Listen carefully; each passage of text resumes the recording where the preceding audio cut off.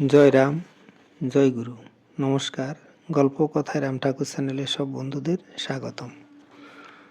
বন্ধুরা, আজ আমি আপনাদেরকে শ্রী শ্রী ঠাকুরের একটি লীলা কথা পড়ে শোনাচ্ছি। শ্রী শ্রী ঠাকুর পরম দয়াল, তিনি ছিলেন প্রেমময়। শ্রী শ্রী ঠাকুরের মধ্যে ছিল এক সমভাবের স্রোত। ঠাকুরের নিকট ভক্ত ভগবান যেন এক। এখানে সব একাকার। এখানে কৃষ্ণ কিংবা শ্রীরাধা কারো প্রাধান্য নেই। ফণিমালাকার মহাশয় ও ঠাকুরের মধ্যে এক গভীর ভালোবাসার সম্পর্ক ছিল। ফণি ভাই আর রাম ভাই, এই দুজনের সম্পর্ক জন্ম জন্ম। শ্রীযুক্ত ফণিমালাকার মহাশয় এ প্রসঙ্গে একটি সুন্দর কাহিনী বলেছেন।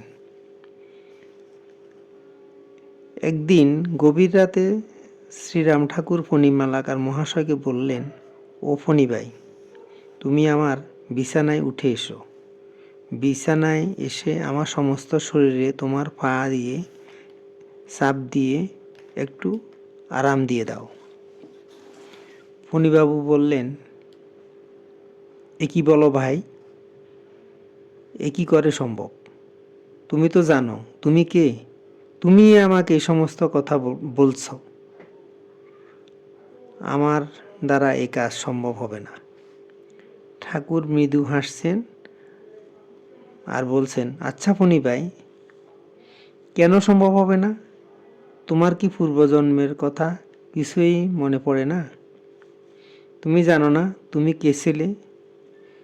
মালাকার মহাশয় কিছুক্ষণ চুপ করে থেকে বললেন, না, আমি এসব কি করে মনে করতে পারি? ঠাকুর বললেন, তুমি আমার গোপিনী ছিলে গো। তুমি আমি কত লীলা করেছি গো, আমার সবই মনে আছে। তুমি ভুলে গেছ?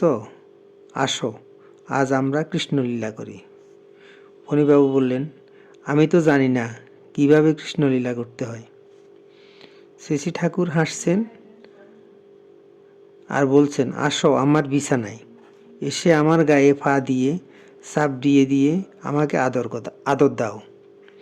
সমস্ত শরীর তো শ্রীকৃষ্ণের, এখানে কোনো অঙ্গেরই বিশেষত্ব নেই।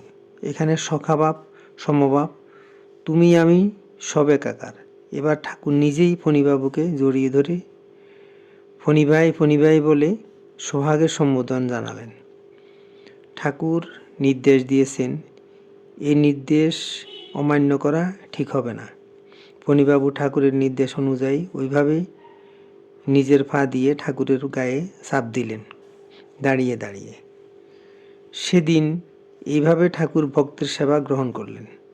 এই ঘটনাটি বলতে বলতে ফণিবাবু চোখের জল রাখতে পারলেন না। তিনি যেন কোথায় কিছুক্ষণের জন্য হারিয়ে গেলেন। তিনি সত্যিই ভাগ্যবান, ধন্য জীবন। ভক্তের অধীন ভগবান কোন সেই ভাগ্যবান যে তারে চায়, সে তারে পায়। মালাকার মহাশয় একটা দীর্ঘশ্বাস ছেড়ে বললেন, মা, সে বড় মধুর। বন্ধুরা, এখন আমি ঠাকুরের দুটি বাণী পড়ে আপনাদেরকে শোনাচ্ছি। ঠাকুর বলেছেন, প্রারব্ধের দাস হইয়া থাকিতে হইলে ভাগ্যের ফলাফল ত্যাগ করা যায় না। ঠাকুর আবার বলেছেন, নাম আর রূপ ভিন্ন হইতে পারে না। যেখানে নাম উদয় হয় সেখানেই রূপের উপস্থিত জানিবেন। বেদবাণী 1। আজ এ পর্যন্তই বন্ধুরা। আগামী দিন আবার শ্রী শ্রী ঠাকুর সম্পর্কে গল্প বাণী নিয়ে আপনাদের সাথে থাকব। বন্ধুরা, চ্যানেলটি যদি আপনাদের ভালো লেগে থাকে তাহলে বেশি বেশি করে সাবস্ক্রাইব করবেন, লাইক, শেয়ার, কমেন্ট করবেন। ধন্যবাদ। ভালো থাকবেন। জয় গোবিন্দ। গুরু কৃপাই কেবলম।